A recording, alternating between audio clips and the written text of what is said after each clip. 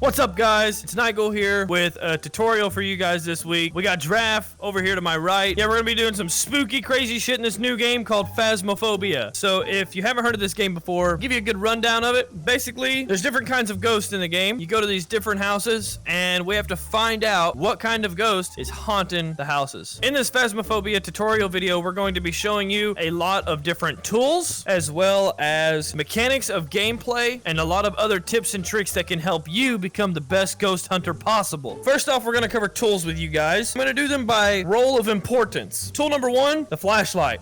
Now, I don't think I need to tell you why these are important. Definitely don't forget this. Tool number two that we're going to be covering, the EMF reader. Now, what this tool does is it lets you know when there is a ghost presence near you or something ghostly has happened. So if a ghost, for instance, moved this camera, you could put this near that camera and it would start to go off. I'm gonna include both of these tools as one tool together because they kind of do the same but different things. The video camera and the photography camera. So the photography camera obviously takes pictures. You can take pictures of ghosts with this thing. All right, cool, that's covered. Then here's this camera here. This is the video camera. You can see ghost orbs with this camera. It has night vision. All right, cool, that's been covered. Yeah, so as you can see here, you know, this is what you got with the camera for it.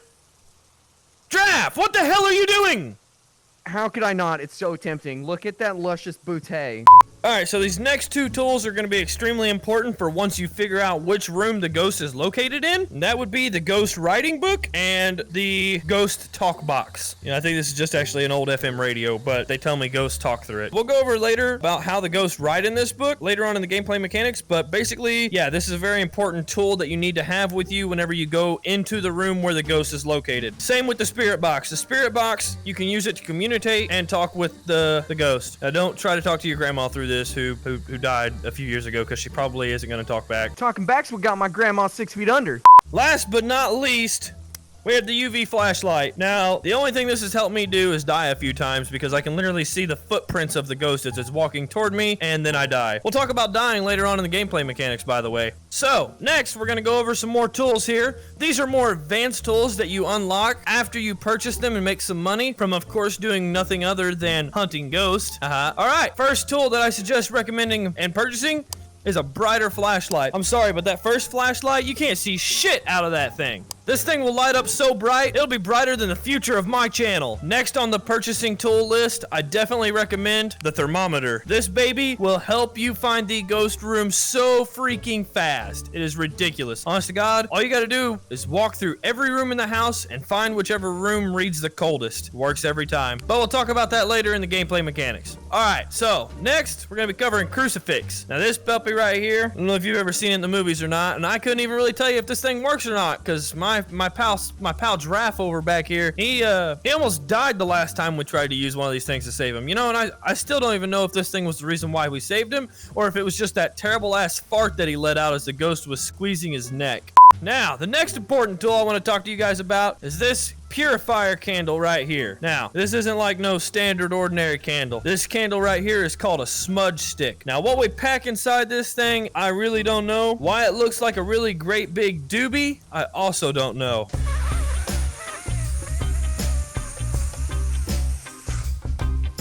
Did you see that rip? See, Giraffe, what are you doing? What are you doing with the smudge stick again? No, stop inhaling that. That's how we cleanse the room with the ghost in it. How are we gonna... They're gonna kill us now. Nah, dude, I'm cleansing my soul, brother. All right, next unimportant tool that you'll never use, a candle. Actually, you could use this pretty often. I really don't see any advantages of it other than that if you're like Giraffe over there, you can buy like 8 of these things and light yourself up like a freaking Christmas tree. Chestnuts roasting on an open fire. It's singeing my nut hair. And only if I care.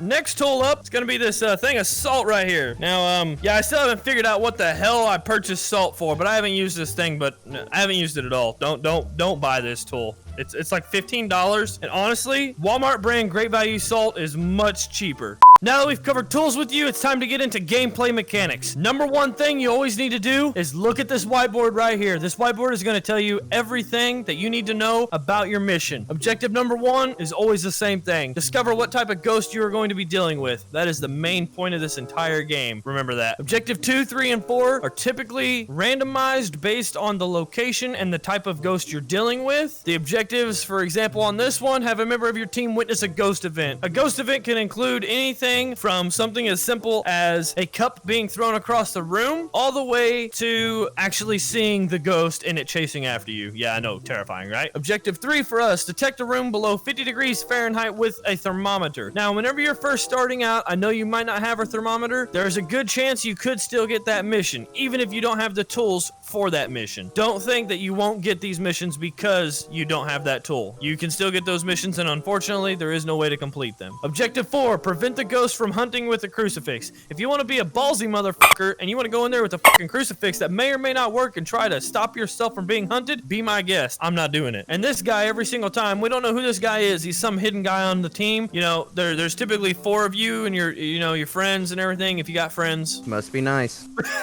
So anyways, this guy secretly does some more investigating for you every single time and tells you it looks like the ghost's name is Daniel Jackson. The ghost also seems to only respond to people who are alone. You should be able to use its name to anger it and get some paranormal activity. Make sure to refer to your journal and write down any evidence you find. This ghost obviously only responds to people who are alone. That is the number one thing you need to remember. If you and your friends stick together inside the house while you're looking for the ghost room, I won't say that the ghost won't kill you, but it's a lot less likely whenever you're dealing with a ghost like this. The problem of a ghost like this is it makes these objectives harder to deal with sometimes. Like witnessing a ghost event, for example. Whenever you need to witness a ghost event and you gotta be by yourself, that is when you're the most vulnerable, so a ghost could hunt you down and possibly kill you. Another very important thing on this whiteboard is the ghost name. The ghost name in our example here is Daniel Jackson. If you want to see this ghost be more pissed off than my wife was whenever she found out I spent $3,000 on a gaming computer, yeah, just say that ghost name while you're inside the house a bunch of times. Okay, so next up, we're going to talk about the journal right here. This is your ghost hunting survivor's guide. This thing is everything you need for this game. So, first off, tells you every single type of ghost that's in the game. A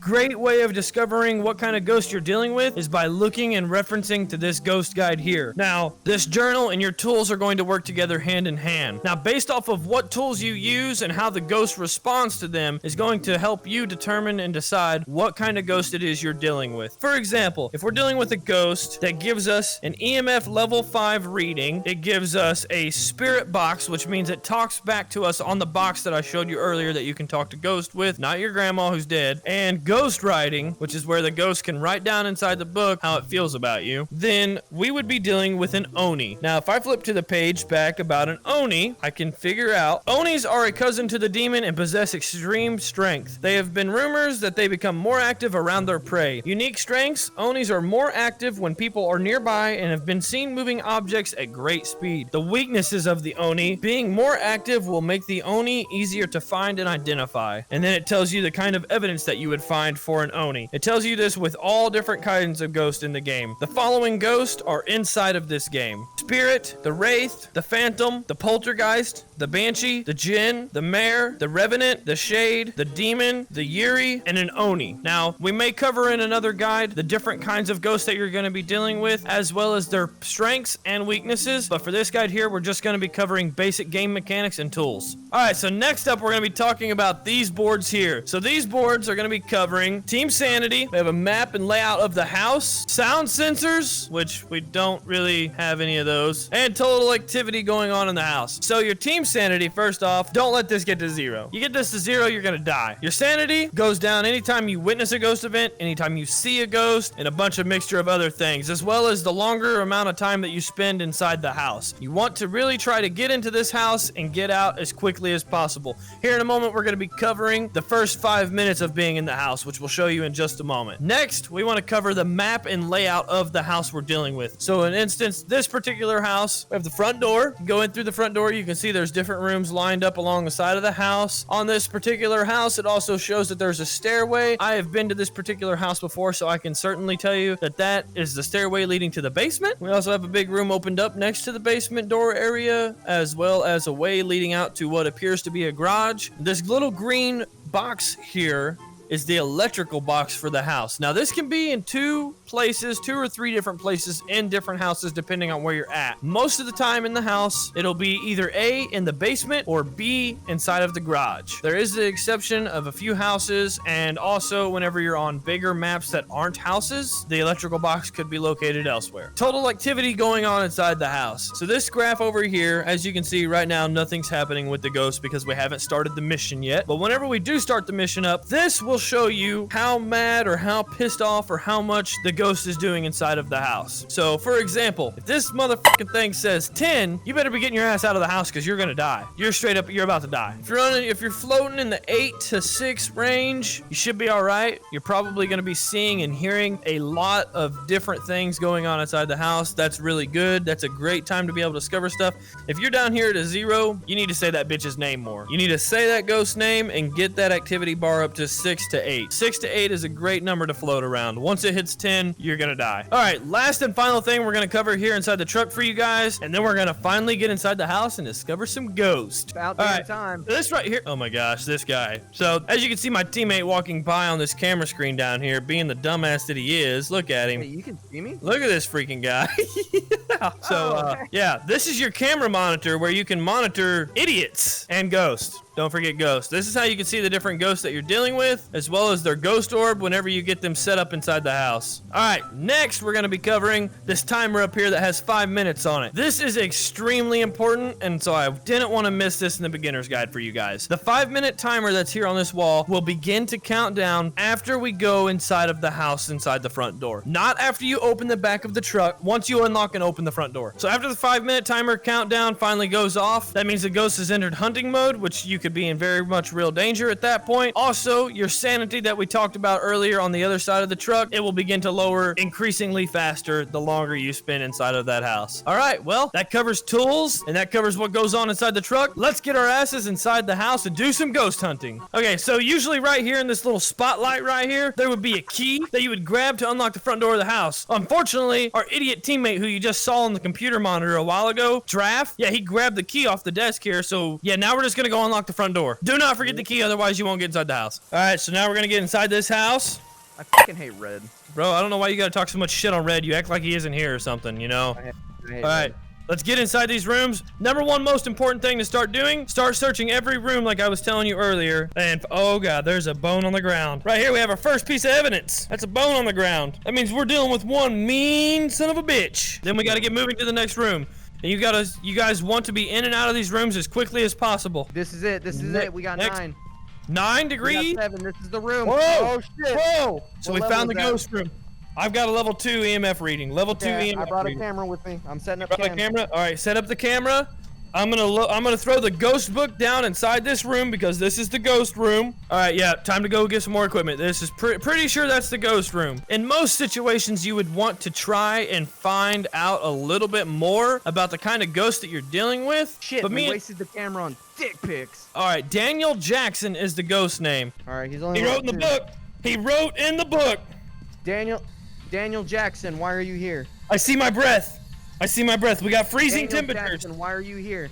All right, so basically, now I'm gonna pull out my journal. I'm gonna mark down the different things we've had happen so far. So far we've had freezing temperatures because we were able to see our breath inside that bathroom. We've also had the ghost write inside of our book. So we're going to put down that it has ghost writing. So now, based off of these 2 evidence finds, the ghost could possibly be a demon, a Yuri. Oh god. Oh, it could either be a demon or a Yuri. So now we need to either get a ghost orb or we need to get the ghost to talk back on the spirit box in order to figure out what kind of ghost it is we're dealing with here. A demon or a Yuri. So if you can see on this monitor right here, you heard me talking a while ago about ghost orbs. This is what is really useful to have your video camera set up inside the house. Basically, whatever room that ghost is in and hanging out in, we can see it on night vision if the ghost has a ghost orb. A ghost orb will look like a little pin of light and will typically float up and down or in a circular pattern of some sort. Currently, we're not seeing that on this monitor here, so that is not a good sign. That means this ghost could possibly be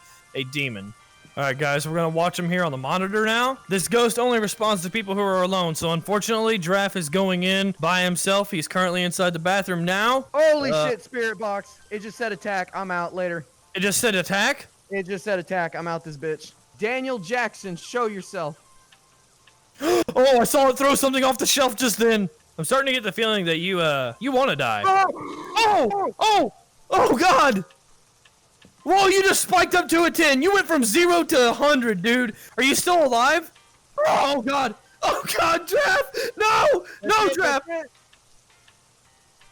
No. Draft. No. Alright guys, thank you for watching my guide on Phasmophobia, where we covered the different kinds of tools you could use, as well as gaming mechanics in the game.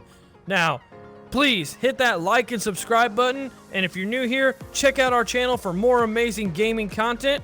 A part 2 to this guide will be coming out soon, where we'll be covering even more in-depth things for more intermediate players. The tips and tricks in part 2 will include things such as mixing and using the tools to work off of each other together. We'll also be talking about the more advanced play styles and techniques that you could use with your friends and the tools inside of the game, as well as covering the different kinds of maps that there are, because there are much bigger maps than just the small one-story home that we covered today with a basement. Alright, well, don't mind me, I'm just gonna get back to some more ghost hunting now in Phasmophobia. Whoop!